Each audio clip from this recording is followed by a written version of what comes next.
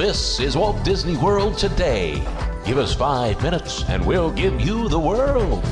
It's Wednesday, February 28th, 2007, and it's episode 224 of Walt Disney World Today. I'm Matt Hochberg from mgmstudios.org. On the show today is Mike Scopa of MassPlanet.com. Welcome, Mike. No more talking, singing, zip.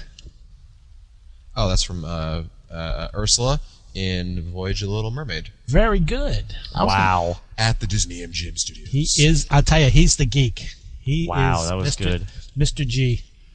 Matt G. Hochberg. And now the weather with Mr. G. Open up a clothing store, Mr. G. Gee, Mr. G, that looks good. Also on the show today is, who are you? Oh, yeah. Mike Newell on World Radio. Mike. I was hoping. Go to Len. Go to Len. Go to Len. Oh. I'm okay, whatever your name is. Whatever your name is. And we also have on the show Len Testa, co-author of the Unofficial Guide to Walt Disney World. Len, you know how I like it. No diggity.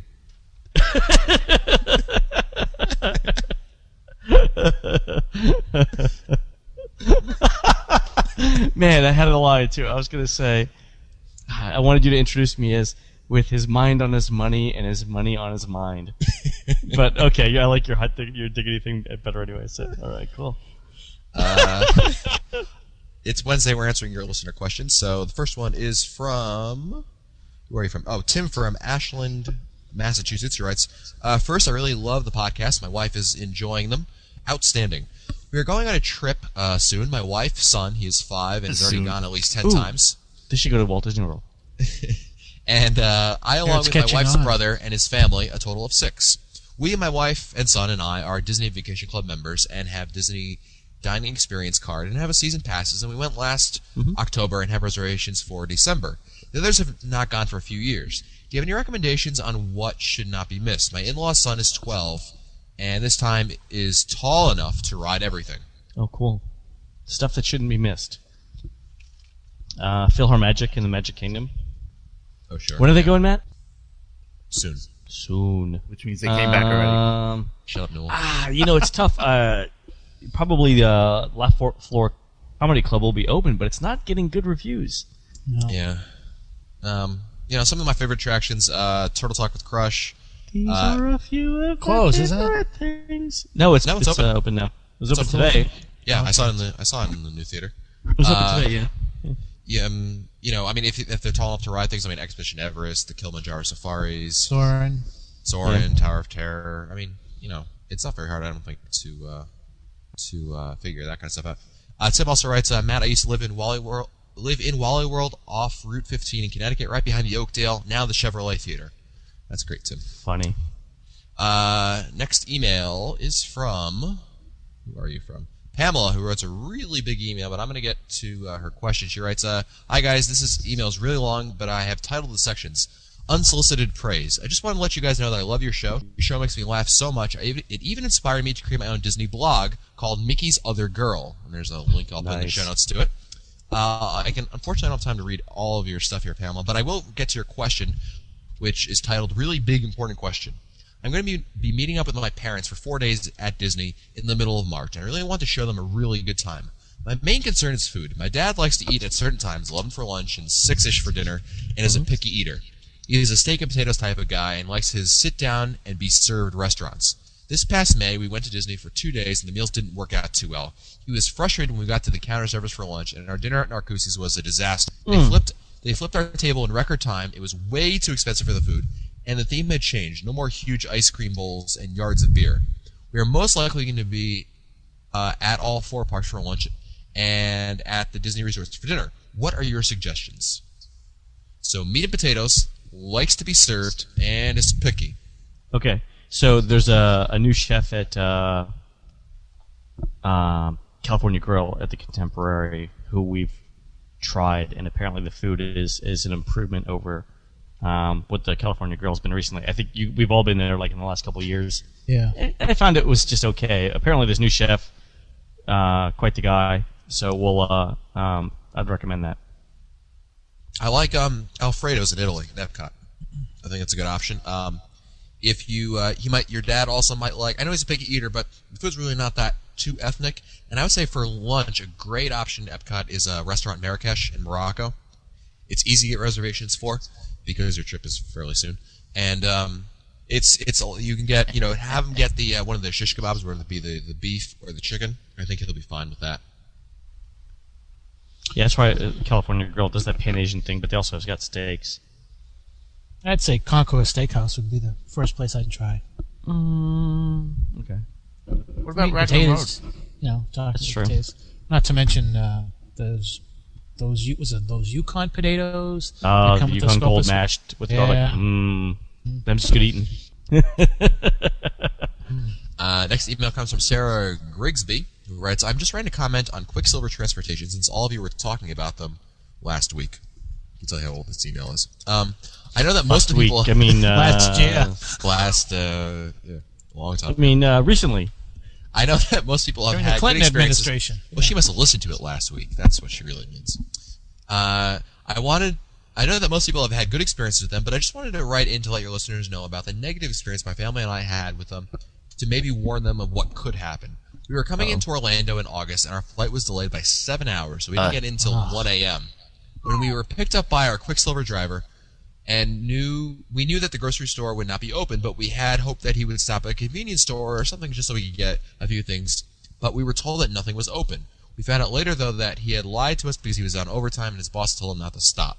The fact that he was not able to stop didn't really bug us. It was the fact that the driver had blatantly lied to us that we did not appreciate. I know that this did not happen to everyone, but I just wanted to warn people of what could happen if their flight is delayed. Thanks for reading this, and keep up the great podcasts.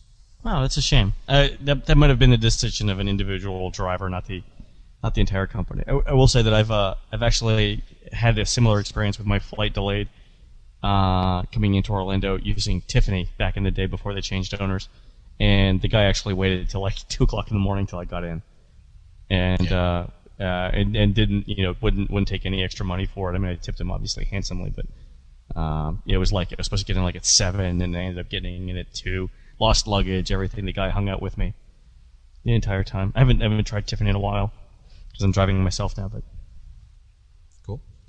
Next email comes from Stacy from Michigan. Who writes, I'll be down in Walt Disney World for 10 days for my honeymoon starting May 25th. We'll be there during the Memorial Day weekend and gay days. I've looked at the crowd projections, but would like to know directly from someone who has been down there at the same time what the crowds were like. Thanks so much for keeping up the great work with your podcast. I'm seriously addicted. Sounds like a job for Mr. Tester. so the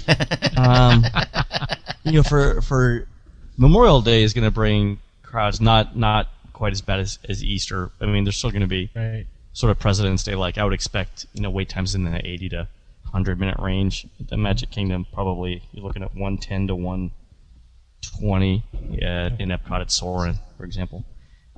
Gay days, will bring 100,000 people to some of the parks, depending on the days, and that's I think where you're going to see the crowds. And again, I think we've talked about gay days before. Don't they have an official? Don't they have like Mouse Fest? They do gaydays.com, but if you go to the Touring Plans website, we've actually got the days listed on the crowd calendar. But I think there's actually 2 websites. There's gayday.com and gaydays.com, and they're competing websites. I think it's gayday.com that has the actual calendar. I'll put a link in the show notes to that one. Yeah, but let me take a look here at so just for everyone who doesn't know what we're talking about. May 29th or June 4th, it looks like. So Memorial Day is Monday the 28th. We're predicting a crowd level of 7. I always like Epcot on legal holidays, especially major days like Memorial Day. Gay days on Thursday, May 31st, are at the Animal Kingdom. That's the park to avoid. Traditionally, the Magic Kingdom is also busy on Thursdays. We're suggesting the studios. Friday, gay days are at SeaWorld, so all the Disney parks are okay. I think the studios has extra magic hours that day. Saturday, June 2nd, gay days are at the Magic Kingdom, so Epcot's good again, or the studios. And finally, the Sunday the 3rd, gay days are at Epcot, so Disney Studios or Animal Kingdom. And again, I think we've said this before. It's we're not telling you to avoid gay people. If this was 100,000 of my close personal friends, I wouldn't want to be in the same park as them just because of the crowds. We're telling you how to avoid crowds, not avoid specific groups of people. I could care less once everyone gets in the park. Yep. Thank you, Spartacus. Spartacus. It's true. I mean, really. So, we've had this conversation before. I mean, I divide people into those who get Disney and those who don't. And as long as you fit in the former category, I could care less about anything else. Here. Anyway. Is this where we insert the God Bless America theme?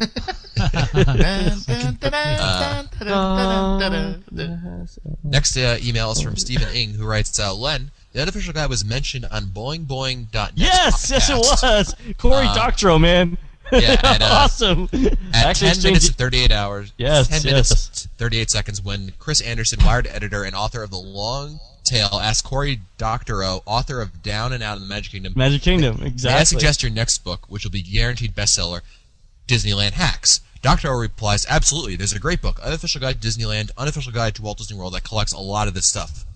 So we've actually, we talked about Corey's book on the show back in December, I think. And I'd emailed him back then to see if he wanted to be on the podcast, and I never heard back from him. But he's a busy guy. He does a bajillion things. So after I heard the podcast, and I also subscribed to Wired, so this was two good things for me. I sent Corey a note. I'm like, dude, you got to come on the podcast and talk about your book. And I think he misunderstood. Like I was trying to get on his podcast. So that's where we left it. But he asked for a copy of my thesis. So it was very nice. He's a cool guy. He was very polite. We should have him on the show. Questions from Israel of Tampa, Florida, who writes, hey guys, podcasts for about 4 months. Thanks to you guys and the mystery podcast that Lou Mangello does, I have been certified as a Disney geek. Oh, Lou Mangello.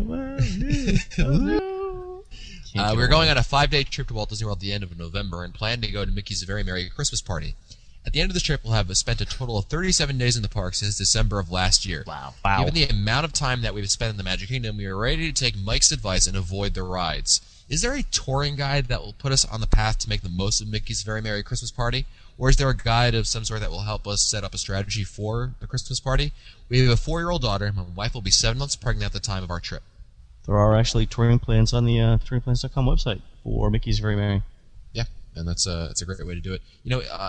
What I like to do, from a personal standpoint, I like to use Len's touring plans to get me through everything I want to do. And at that point, as a guide, yeah. Towards the end of the night, it's not the end of the world if you go ride Splash Mountain. So it's interesting you mentioned that because we've actually got two different kinds of touring plans for both the Very Merry and for the Not So Scary. And those are plans for, they're focused on two things. One is, do I want to see attractions? Or two, do I want to see the live entertainment that you can't normally see in the parks? So that's how we divide those up. Next email is from Julia, who writes, hi guys, and greetings from Maryland. Awesome shows, keep them coming.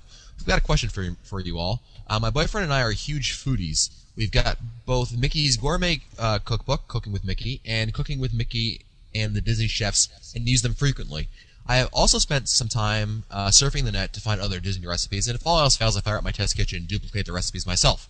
Cool. Did I hear you right that you guys mentioned that a food and wine cookbook was released this year? If so, where do I get it? What's it called? I'll be at Disneyland and Walt Disney World next month, so it's available at the parks. I'll gladly pick it up by then, but I wouldn't mind getting my hands on it sooner rather than later. Got a dash. I've got Boma's Durban-style flank steak ready to go on the grill.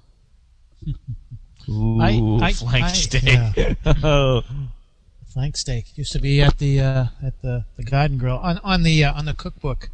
I haven't heard anything specific, but I know that in the past when I've been there for Food and Wine, there have been these kiosks with shirts and bags and all kinds of merchandise. And my guess is that you might find a small cookbook that deals with recipes from that particular country, but I'm not sure if I've ever seen a cookbook that just is a combination of all the recipes that are used for the International Food and Wine Festival. I'm not aware of any. I thought either, but it would be a fabulous idea. It's a great idea, yeah, no doubt. Next email is from Steve from Miami, who writes, "Hey guys, just was listening to episode 179, a listener question show, and was wondering if you guys have done a show for Florida non-local residents who don't make their visits to Walt Disney World or annual family vacation, rather making weekend treks and spending 2 or 3 days at a time. We do this trip 8 or 9 times a year, and would be interested in what touring plans you may have and compare them to the touring plans that we have. We currently have routines and rituals we do, and would like to hear some Floridian plans. Thanks for making my Monday, Wednesday, and Friday mornings fun. P.S. Gopa in 08." Oh, yeah, I see the My shirt boy now. Steve. Shout out to my boy Steve. And I believe his wife's name is Sylvia. Yes, What was the question? Are you running in 08? Well, he goes for short. He goes for short trips. And Steve, I do the exact same thing. He's articulate. He's clean. Why shouldn't he run? Yeah, why not? I have do. no baggage. No one got that. I got it. Newell got it. Go ahead. Oh, yeah. Anyway, I do the short trips also, Steve. I go, make it long weekends. I find it better for myself there. And if you're looking for touring plans for that kind of thing, I would suggest using Len's half-day touring plans if that's what you're interested in doing. Like, if you're, I assume that you're looking for park hopping things because obviously a one-day touring plan for each park doesn't matter how long you're staying at the, at Walt Disney World for at any given time. Yeah, good point. I mean, we need to come up with a plan that does like the highlights of 2 parks in a day. Yeah. Next email is from Todd from Germantown, Tennessee, where I tell y'all, I enjoy the show, started listening a while ago, and have been catching up on previous episodes. I'm planning to go back to Walt Disney World in June of 2007. He actually wrote 2007. I'm not making this up. This isn't an old email. Yeah, right. Soon. Anyway, back to his email. All 7 of us, me, my wife, 4 kids, and my mother-in-law, we're shooting down for a 6-day, 6-night stay in hopes of catching Star Wars weekends for my sons. In years past, we've stayed at a moderate resort, 2 adjoining rooms, worked out great. Expensive, but worth every dime. Mm-hmm. In an effort to please the wife and save some money, I caved in and agreed to stay at a value resort this time, maybe Pop Century. Well, my wife figured we would save about $300 more if we didn't get the park hopper option. In years past, we've always used the park hopper option, and it was worth the extra cost to me. I'm not one to always do the cheapest thing, and I think we would regret it when we got there if we didn't have this option. My wife thinks otherwise. I'd like your opinion. Should we keep the park hopper option or forget it? Thanks. Keep up the great work. Very simple. They've done it in the past, and it's as soon as they get down there. I mean, no matter. It's funny because I had a discussion with several people about this the other day, and I said, no matter how well you plan your trip, it's a completely different feeling when you get down there, and after 1 or 2 days, and you begin to realize, hey, what we talked about, I think we want to change it, and I know that there's no way that I could go down there without having that flexibility of going from one park to the other. It just drains you if you stay in one park. I don't for $300 though. Here's the thing, I would use it 2 or 3 times, and I would say, okay, I've used it 2 or 3 times. Each time I used it cost me $100. Did I get $100 worth of fun out of it? No. I think with good planning, you don't need to park hop, especially on such a long trip. Matt, the thing is that, I agree, but I think that sometimes there's going to be some people who are just going to, when they get down there after a couple of days, it's like, they may just, especially if you're looking to do something, if you want to eat, and the only restaurants that have openings are, Morocco and China and World Showcase, and you want to eat in the park. Well, all right. Let's take that. Let's assume that that's the option you want to take. So I would then probably say that, given also their family size, it might be more economically feasible for them to save money staying off site rather than try to save money on the park hopper option. Yeah, I think you're right. The thing is that. Yeah. Well, it depends upon what's more important to them. Obviously they want to. So hold on, wait. So the trade-off is stay on site versus park hopper? That's not a choice. Well, they downgraded from 2 moderate rooms to they're staying at value resorts. So obviously money is the issue here, and they think they can save money by cutting out the park hopper option. I'm saying, based on Scopa's recommendation, that they keep the park hopper option. They can save more money by staying off site. You see what I'm saying? But not that much money. It depends on where they are. They got to pay for parking. Well, I agree with you, Len, but I'm trying to help them out here if they're going to listen to Scope, because it sounds like Todd wants someone to back him up here and say that the $300 is worth it. You know what I mean? And I mean, it's $300, and I think one way that I look at it, Matt, is that if on every single trip you've been down there, you've had that flexibility, and now you're going down and you're going to take that flexibility away from you, as well as downgrade from a moderate to a value, it's going to take some getting used to, and I'm not sure how many people can actually handle that change. So. I think I agree. You know, as I'm thinking about it, Mike, you know, it might bother me kind of like in the back of my mind if I'm going down there knowing I can't go. You know, can't park hop. It's like limiting your trip. You know. I would say either plan well in advance or bite the bullet and, you know, it's vacation and deal with it when the credit card bill comes. That's we definitely want to hear back and hear how things went. Well, that's it for us today. If you want to find older episodes, read our show notes, or send us your comments, visit the Walt Disney World Today website at wdwtoday.com. You can also email us at questions@wdwtoday.com or line cast up Mike Scopel and Mike Wool. I'm Matt Hochberg. We'll see you on the next show.